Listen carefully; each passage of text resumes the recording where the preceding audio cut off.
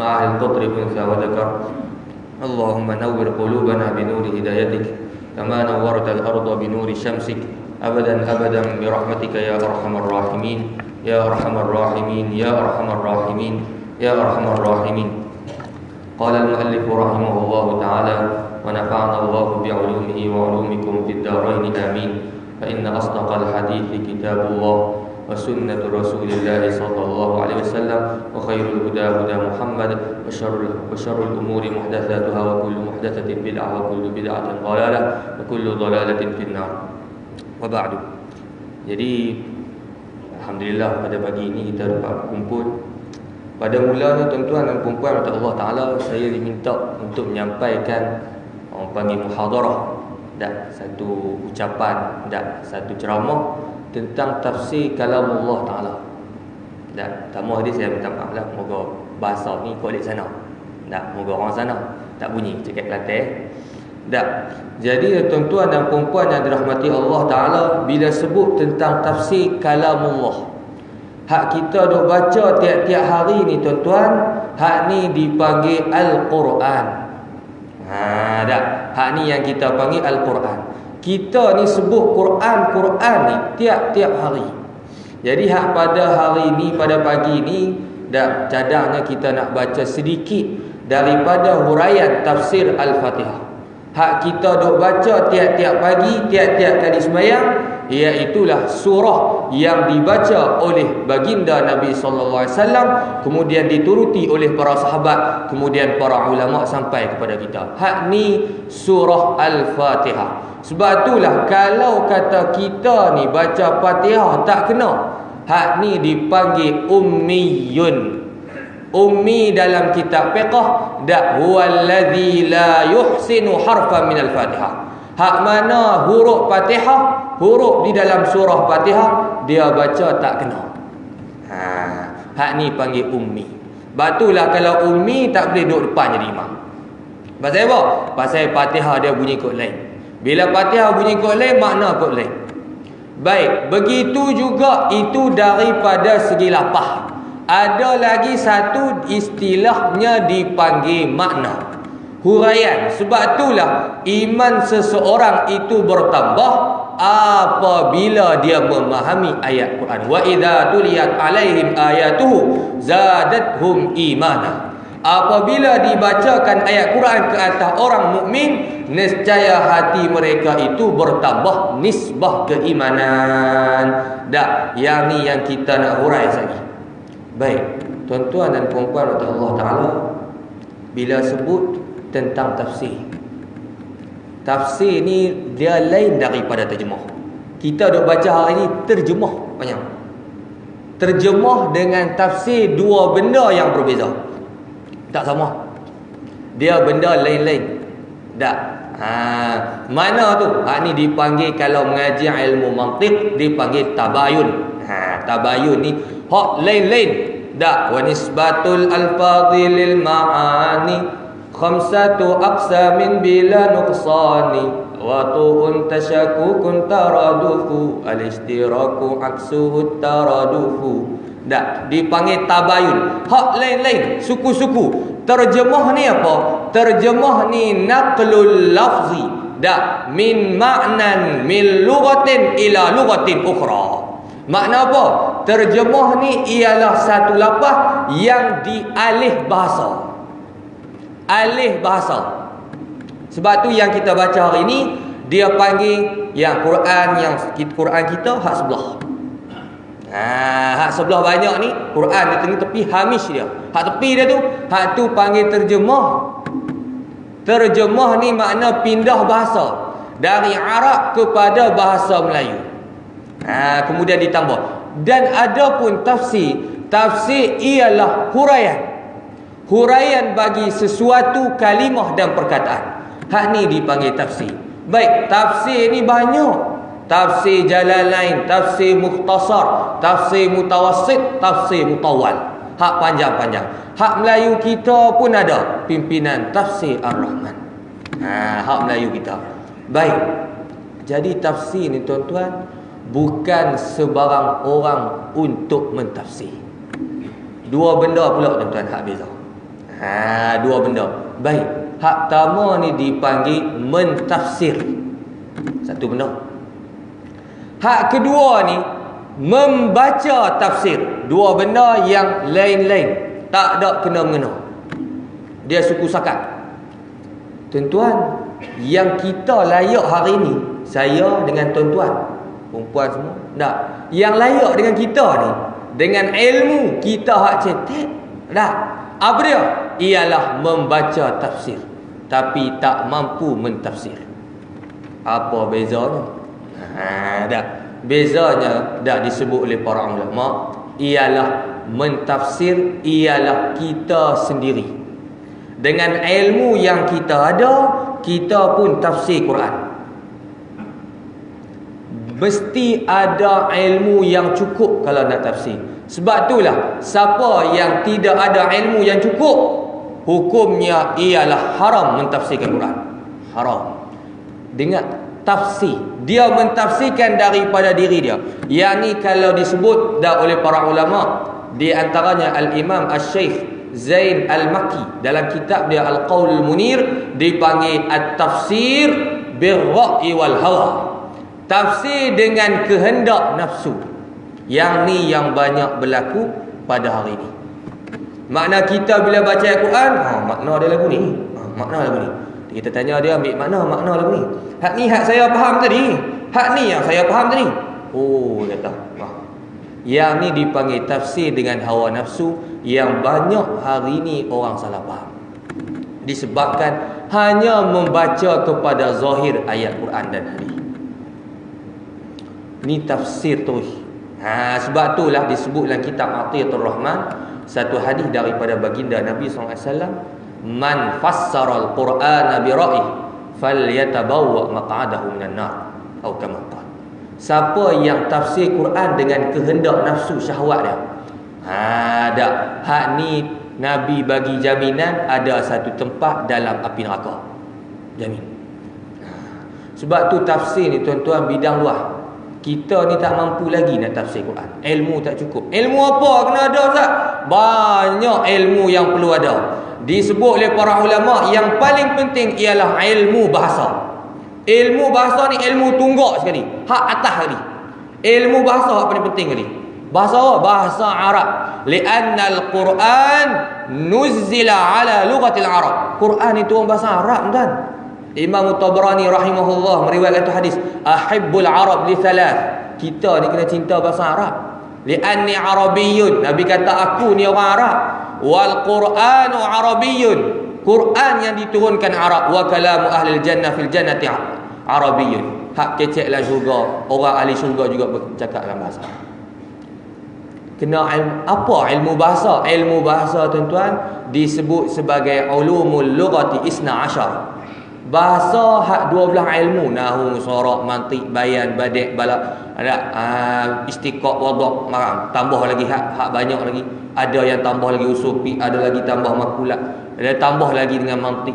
Banyak ilmu. Hak ilmu ni dah disebut oleh ulama, innamal ilmu ka bahrin zakhiri fattakhidh min kulli syai'in ahsana. Ilmu ni macam laut, tuan. Sebab itulah Quran manba'ul ulum. Daripada Quran terbit segala ilmu. Yang kita baca terjemah ni tuan-tuan, ialah satu sepihan sikit daripada makna kalamullah. Kalamullah boleh ditafsirkan sampai hari ini, kata ulama, belum habis tafsir. Sampai hari ni, sampai ada orang kata, lah ni dah habis dah tafsir kalamullah. Makna kata setakat ni ya. Lepas tu tak ada dah tafsiran baru. Tak ada. Sampai hari kiamat, tafsir ni masih lagi dihurai oleh para ulama, tapi dengan syarat mesti ahli. Ahlinya macam mana? Perlu mahir dalam beberapa bidang ilmu. Hak ni hak susah. Hak kita mengaji sampai 20 tahun belum tentu lagi mampu. Yang ni yang orang sebut kita kena kembali kepada ulama. Tu dia poinnya. Jadi bila kita tak ada ilmu yang kuat, maka kena kembali kepada yang kuat, iaitulah membaca huraian-huraian ulama dalam mentafsirkan kalamullah. Hak ni hak ramai, tuan-tuan, bagi contoh mudah. Hak ni orang terjemah, kalau kita semayang, dah. Kalau ikut mu'tamad, kalau kita semayang ni tuan-tuan, kalau kita tak khusyuk, tak payah sembahyang. Lepas tu kena kita berzikir lagi, bagi kuat. Zikir kuat lagi. Supaya apa? Supaya kita khusyuk. Pasal apa? Kalau kita sembahyang dalam keadaan lalai, hak kita baru sembahyang tadi, kalau lalai, Tuhan panggil celaka. Kata, "Hai, mana dalil dah? Fawailul lil musallin alladzina hum an salatihim sahun." Kita dengar, nak ikut kalamullah ni, kalamullah dia. Allah Taala sebut celaka bagi orang sembahyang kalau dalam sembahyang lupa. Kita pun dengar, betul juga tu. Lepas tu tak payah sembahyang, lalu ni duduk berzikir. Tak, dia sebenarnya ibarat daripada malah, tuan. Malah tu, lepas tu dia lapik dengan alasan. Kita ulama sebut macam ayat Quran hak saya sebut tadi. Alladzina hum an kalau mengaji dalam ilmu bahasa an lil matruk. Kata Imam ada apa dalam Jalalain, bi an tukhrajas salatu an awqatiha. Makna kata yang celaka ni, yang Tuhan marah ni tuan-tuan, lil musallin alladzina hum an salatihim sahun, yang lalai daripada sembahyang. An tu makna daripada, bukan dengan makna di dalam. Makna apa?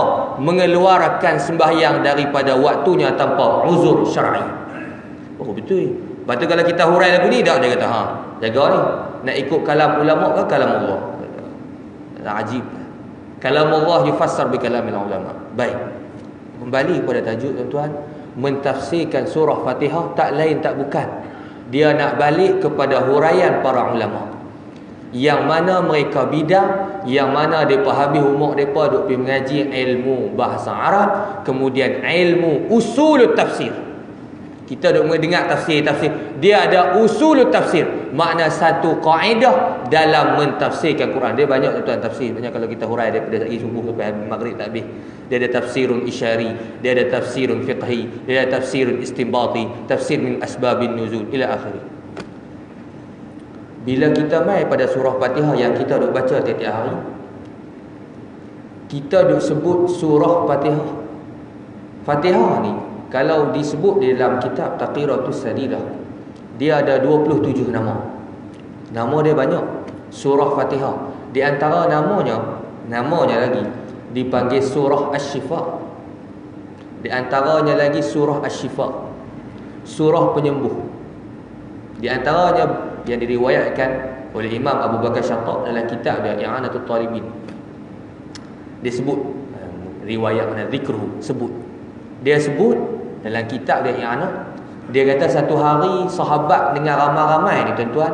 Sahabat ni ramai. Dia kepala kafilah yang berhijrah ialah Abu Sa'id Al-Khudri radhiyallahu anhu. Sayyiduna Abu Sa'id Al-Khudri. Abu Sa'id Al-Khudri ni tuan-tuan, dia bila mai satu tempat, bila sampai di tempat, dia pun tak tahu nak berhenti mana lah. Nabi tak ada, Nabi di Madinah. Dia pun tak tahu nak berhenti di mana. Bila tiba tu tengok ada satu kampung, dia pun minta kampung, minta istadafuhum. Makna kata minta tolong layan kami nak jadi tetamu untuk malam ni. Pasal kami lewat dah, kan nak jalan lagi tak lajak, tak ada lampu tuan-tuan, mana dulu. Minta supaya hangpa tolong bagi tempat kami atas dasar kami tetamu. Lepas tu kampung tu tolak, tak boleh, dia tak bagi. Dia tak ada istilah karam, dia tak bagi. Mana hangpa jangan masuk kampung kami tak mau layan. Ketua kampung kata lagu tu, nak jadi kikir. Baik. Lepas pada tu tuan-tuan, tiba-tiba dalam riwayat tu, ketua kampung tu kena sengat ataupun masuk benda. Masuk benda ni kena berubat, kena bomoh. Baik. Bila lagu tu tuan-tuan, orang tanya, siapa yang boleh berubat tok ngulu kita? Dia kata barangkali hak mai tadi kafilah tu ada sahabat Nabi. Nama dia Abu Sa'id Al-Khudri, kita minta tolong dia. Pun minta Abu Sa'id Al-Khudri datang, dah lepas dia pahalau dia pun mai balik. Tanya minta tolong bagi ruqyatun syar'iyyah. Makna tolong baca hembuih. Baca hembuih kat tuan kami ni. Tolong hembuih tak? Baik. Lepas tu Abu Sa'id kata boleh kata. Boleh lah lagu mana? Dak nak letak satu lah.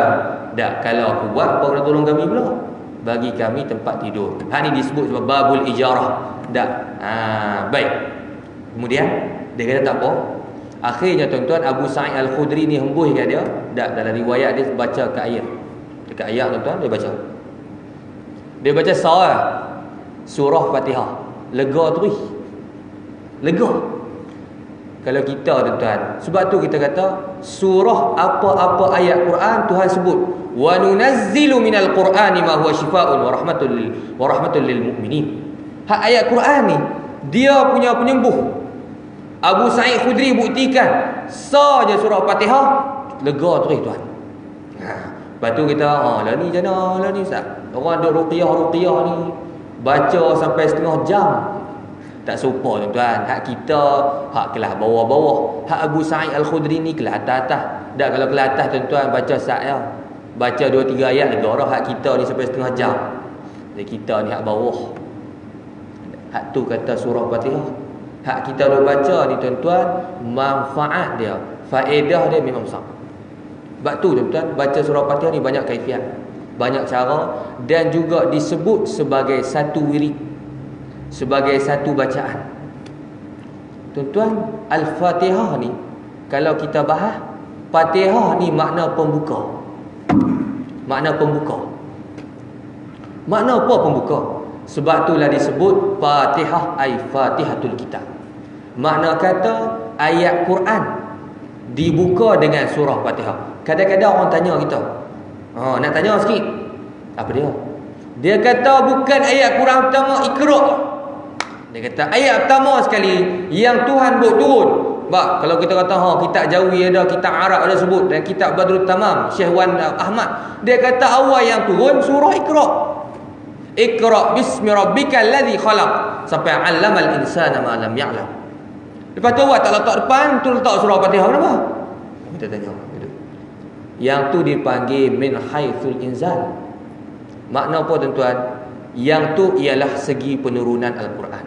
Memang tak dinafikan. Surah Iqra alal masyhur ialah surah yang pertama diturunkan, ayat yang pertama. Tetapi yang susunan Al-Quran ialah baginda Nabi sallallahu alaihi wasallam. Sebab itulah daripada satu ayat pindah satu ayat yang lain, siapa yang susun? Siapa yang susun? Ulama ke? Dah. Dia yang susun Quran daripada satu ayat ke satu ayat, daripada surah ke satu surah, tertibun tauqifiyyun minan Nabi sallallahu alaihi wasallam. Hak susun ni Nabi. Bila susun Nabi, la yuqalu kaifa walima. Tak boleh tanya kenapa dan mengapa. Sebab Nabi yang susun. Nabi pula susun, wa ma yantiqu 'anil hawa in huwa illa wahyun yuha. Makna kata Nabi tidak berkecek, tak berkata-kata melainkan daripada kerana wahyu yang diturunkan oleh Allah. Baik. Tuan-tuan, Allah Ta'ala mula surah Fatihah. Dah, ambil sikit pasal tak dah nak habis semua. Allah Ta'ala sebut dalam surah Fatihah, mula-mula sekali Tuhan mula dengan ba. Bismillahirrahmanirrahim. Alhamdulillahi rabbil alamin. Ar-Rahmanirrahim. Maliki yaumiddin. Iyyaka na'budu wa iyyaka nasta'in. Ditakdirkan dalam tafsir yang lain dikata bismillahirrahmanirrahim, alhamdulillah qulu, katalah oleh kamu. Tuan-tuan, disebut dalam tafsir Isyari, dan disebut di dalam Al-Imam Al-Allamah dan Al-Mufassir Al-Lughawi Mutawalli Sya'rawi rahimahullahu ta'ala dalam musajjalat tafsir dia. Seorang ulama Mesir yang besar, dia bagi satu makna yang raqiyan, satu makna yang mendalam. Tuan-tuan, contoh tuan-tuan, saya bagi contoh. Tuhan sebut dalam Quran dengan nama Allah yang Maha Pemurah lagi Maha Mengasihani. Segala puji bagi Allah Tuhan sekalian alam. Lepas tu, yang Maha Pemurah lagi Maha Mengasihani.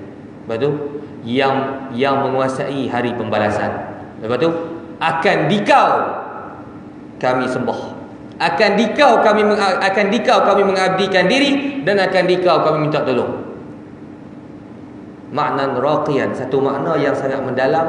Seorang ulama dia rungkai satu makna. Tuan-tuan, kalau saya sembang dengan tuan-tuan, saya panggil tuan-tuan. Contoh, kalau saya sembang dengan Pak Mat, lepas tu saya nak cakap tentang seorang yang lain. Saya sembang dengan Pak Mat, saya Pak Mat. Saya nak sembang tentang Zaid. Saya nak sembang tentang Zaid. Baik, apa yang lafaz saya nak guna? Saya sembang Pak Mat, saya sebut nama terus. Pak Mat, Zaid perangai dia lagu ni. Tak apa, perangai lagu ni. Kita akan sebut nama. Lepas pada kita sebut nama, kita akan sebut dengan dhamir, kata ganti nama. Contoh, Zaid perangai dia lagu ni. Dia ni, nampak? Kita tak ulang dah 2-3 kali. Kita sebut nama tak ulang 2-3 kali. Pasal kalau 2 kali dia buat pelik dia tahu. Dah, kita sebut orang, mula-mula kita sebut nama bagi orang kenal dulu. Siapa kita nak hurai, siapa kita nak bahas. Lepas pada tu, kita akan guna dengan kata ganti nama. Bahasa Melayu pun ada. Arab panggil dhamir. Tak, dhamir baris ke, dhamir mustatir ke. Baik. Lepas tu, kata Pak Mat, kita sebut nama. Pak, apa nama? Tolong Ustaz. Zaid perangai lagu ni. Dia nampak. Tuan-tuan, Allah Ta'ala sebut dalam Al-Quran, Alhamdulillah. Tuhan sebut dengan nama. Apa makna sebut dengan nama? Kalau saya sembang dengan Pak Mat, saya sebut nama orang lain. Makna apa? Orang tu tak ada dalam majlis cakap. Makna orang tu bukan saya yang cakap dengan dia. Dah. Kita sembang dengan Pak Mat, kita sembang tentang Zaid. Jadi kita, kalau kita sebut nama dengan orang yang kita cakap, makna kita sebut nama orang yang bukan kita sembang lala ni. Orang lain, suku sakat. Tuhan nak bagi satu isyarat. Alhamdulillahirabbil alamin. Segala puji bagi Allah. Makna apa? Seolah-olah kita tak hadap cakap dengan Allah Ta'ala. Pasal apa? Sebab kita sebut nama. Bismillah, Allah. Kita tak sebut nama. Alhamdulillah, kita sebut nama, tuan-tuan. Kita tak sebut kamu. Kalau sebut kamu, makna kamu yang saya sedang cakap lala ni. Tengok. Bismillah, dengan nama Allah. Allah, kita sebut nama. Seolah-olah kita tak cakap dengan dia lah ni. Lepas tu, Alhamdulillah, segala puji bagi Allah. Sebut nama lagi. Ar-Rahmanir Rahim, sebut nama lagi. Nama Allah yang 99, Ar-Rahman, Ar-Rahim. Sebut nama lagi, Maliki Yaumiddin, Al-Malik, nama yang ketiga daripada Asmaul Husna. Sampai ke ayat yang kelima, kita pun sebut Iyyaka na'budu. Apa nak iyyaka na'budu? Akan dikau. Kalau ikut kaedah bahasa, kena sebut apa? Iyyahu. Macam tadi sebut Pak Mat, Zaid perangai lagu ni. Lepas tu kita nak pindah, kita akan kata dia. Tiba-tiba ayat Quran ni, tuan-tuan, dia sebut akan dikau. Tadi sebut nama, lepas tu akan dikau. Bukan akan dia. Tak, akan dikau. Yang ni yang disebut oleh ulama ialah iltifat. Apa iltifat? Seolah-olah Tuhan nak isyarat pada kita, kamu belum kenal dengan aku, kamu belum layak untuk berkata-kata dengan aku, maka kamu sebut nama Alhamdulillah Rabbil Alamin Ar-Rahmanir Rahim Maliki Yaumiddin. Kalau kamu kenal sifat-sifat aku, Allah Ar-Rahman Ar-Rahim Al-Malik, barulah kamu layak untuk berkata-kata dengan aku. Maka berkatalah dengan aku. Maka kita berkata Iyyaka ya Allah, akan dikau ya Allah. Makna jamil, satu makna yang sangat indah dalam susunan tata ayat Quran Al-Karim. Allah Ta'ala sebut dalam Al-Quran, tuan-tuan, pendek je hari ni kita hurai basmalah. Lepas tu tak apa lah, tuan. Tak, saya panjang. Bismillahirrahmanirrahim. Tuhan mula dengan nama Allah. Sebab tu lah, tuan-tuan, kerja apa kita nak buat, buah yang kita nak bawa balik hari ni, nak buka motor ke, nak bawa motor ke, nak apa ke, jangan lupa kita baca bismillah. Bismillah ni banyak kaifiat dan banyak fadilat. Sebab tu Nabi sebutlah hadis dak rawahu Ibn Hibban, kullu amrin dhi balin la yubda'u fihi bi bismillahirrahmanirrahim fahuwa aqta. Kata Imam Ibn Hajar, ay naqisun wa qalilul barakah. Setiap perkara yang kalau tak mula dengan bismillah, dia ni kurang apa, tuan-tuan? Kurang berkat. Sebab tu kita nak mega kena baca bismillah. Pasal apa? Nabi janji dah, kalau kita buat satu benda tak mula dengan bismillah, Nabi janji reja tak berkat. Apa makna tak berkat? Makna naqisun. Apa makna berkat? Berkat ni makna bertambah kebajikan. Nega koi jadi. Kita tak nega koi jadi, mengaji koi faham. Tapi bila mana tak ada basmalah, hak kita mula pada mula-mula pekerjaan, hak ni dipanggil naqisun wa qalilul barakah, sikit manfaat dia. Allah Ta'ala sebut dalam Bismillahirrahmanirrahim, Tuhan sebut dengan 3 nama. Allah, Ar-Rahman, Ar-Rahim. Allah Ta'ala sebut 3 nama. Allah iaitu ismu zat. Allah Ta'ala merujuk kepada zat Allah Ta'ala. Kemudian Allah Ta'ala sebut dengan satu sifat, Ar-Rahman, Ar-Rahim. Ar-Rahman apa makna? Ar-Rahman dengan makna Al-Mun'im bijalailin ni'am. Kita faham sini tuan-tuan, kita bawa semayang, istihdarkan makna ni. Kita istihdar makna kita fikir, kita hadirkan hati bila mana kita baca Al-Quran. Yang ni yang disebut oleh ulama dengan tadabbur. Tadabburu ma'ani ayatillah. Kita duduk semayang, kita duduk fikir makna-makna ayat Quran. Apa dia? Ar-Rahman, Al-Mun'im bijalailin ni'am. War-Rahim, Al-Mun'im bidaqaiqin ni'am. Apa beza keduanya? Ar-Rahman kalau terjemah Melayu, Maha Pemurah. Tak. Lepas tu Ar-Rahim terjemah dengan Maha Pengasih. Tak. Jadi, apa beza dia? Tuan-tuan, pemurah ni setengah Tok Guru terjemah, dia setengah Tok Guru tuan terjemah pelik sikit pada orang. Yang Maha Boros lagi Maha Kedekut. Kita kata, sesat dah selesai ni. Kita kena tanya, terjemah apa lagu ni? Kena tanya pula. Dia terjemah pula Maha Boros lagi Maha Kedekut. Kita pun gogau kepala. Terjemah ni salah orang ni. Nampak pelik pada orang. Dihurai oleh ulama, Ar-Rahman dengan makna Tuhan yang melimpah ruah nikmat dia. Melimpah ruah ni makna apa? Bagi belaka orang Islam ke, orang mukmin ke, hak buat benda jahat ke, tak, orang Islam yang panggil huduh ke, hak panggil baik ke, orang kafir yang baik ke, orang kafir yang jahat ke, semuanya Tuhan bagi nikmat. Yang ni yang nikmat apa? Nikmat daripada nikmat Ar-Rahman. Apa dia? Bagi dunia. Sebab tu kita tengok, kok mana kita orang Islam berniaga tak kaya-kaya, orang kafir berniaga kaya dulu. Pasal apa tuan? Yang ni daripada limpah kurnia Allah Ta'ala. Sebab tu kaedah dalam mendapatkan nikmat Ar-Rahman, siapa usaha lebih dapat lebih. Kaedah. Apa dia? Nikmat harta, nikmat hidup, nikmat umur, nikmat segala-gala nikmat yang dipanggil sebagai nikmatul usul, nikmat yang bangsa asal. Tu yang Allah Ta'ala bagi tuan-tuan kepada kita, bukan pada kita saja, pada orang kafir pun Tuhan bagi. Bagi apa?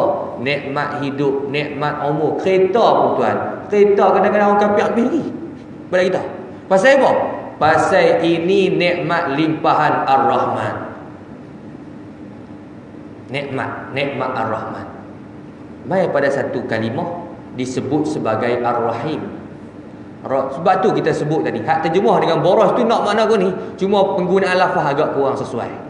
Dia kata Tuhan Maha Boros. Boros lagu mana? Dia penggunaan lafaz mungkin kurang comel.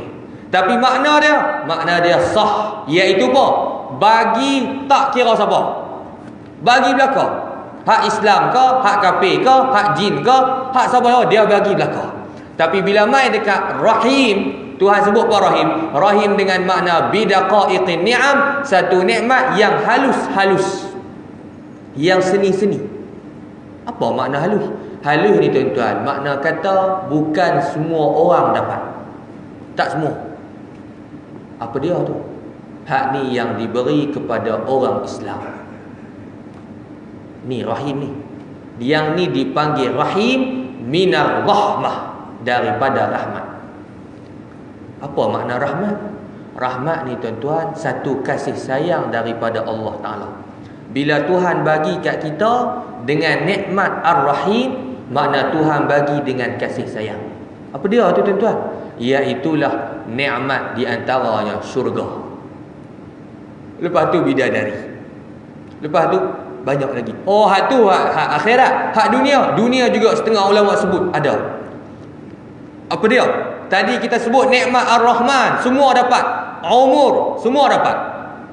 Imdad, umur semua dapat. Tapi bila mai nikmat Ar-Rahim, tak semua dapat. Apa dia? Keberkatan pada umur. Di antaranya lagi daripada nikmat Ar-Rahim, apa tuan-tuan?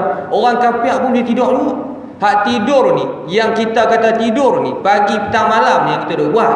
Tidur ni nikmat Ar-Rahman, Tuhan bagi mata kita lelap. Tapi nikmat Ar-Rahim, tidur yang sedikit tapi cukup. Hak Ar-Rahim apa lagi tuan-tuan? Ar-Rahim, Allah Ta'ala bagi juga hayat, satu sifat hidup, perhidup pada kita. Kita duk hidup. Ni kita duk hidup ni. Nah, Tuhan bagi belaka kita hidup, orang kafir aku hidup. Tapi nikmat Ar-Rahim berikan namanya ketenangan hidup, yang mana hari kita tengok, orang kaya kadang-kadang loh macam tak hidup tak tenang, orang miskin tenang ni. Pasal apa? Yang Tuhan bagi pada orang miskin ni dipanggil nikmat Ar-Rahim. Apa dia nikmat Ar-Rahim? Satu ketenangan hidup. Dan bukan semua orang Islam dapat. Dah. Hanyalah orang yang tertentu yang Allah Ta'ala pilih lagi daripada hamba dia. Setengah-setengah nikmat Allah Ta'ala bagi kepada hamba dia. Sebab itulah tuan-tuan, di antara lafaz yang kita sebut dalam Rahman dipanggil nikmat, yang konteks yang kita sebut dalam masalah Rahim dipanggil rahmat. Sebab tu tuan-tuan, tiap-tiap rahmat nikmat.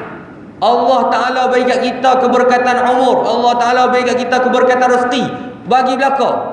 Hak tiap-tiap rahmat, kasih sayang Allah Ta'ala, itu adalah nikmat. Tapi tidak setiap nikmat itu rahmat. Tak semua nikmat tu rahmat. Kadang-kadang Tuhan bagi tuan-tuan, bagi ni macam kita bagi ayam makan. Kita bagi ayam makan ni tuan, kita bagi nak apa? Bagi dia tembun. Tembun tu bagi gemuk, lepas tu kita sembelih. Kita bagi juga, bagi makan. Bagi makan merah, baling merah. Macam kita bagi lembu makan rumput, kita bagi rumput kita dia makan. Pasal apa tuan-tuan? Pasal hak ni nak bagi dia tembul lemak. Bila tembul lemak kita sembelih, bau sedap makan. Yang ni bagi juga, tapi bukan bagi dengan kasih sayang. Ni bagi dengan apa? Bagi kita nak jerak dia.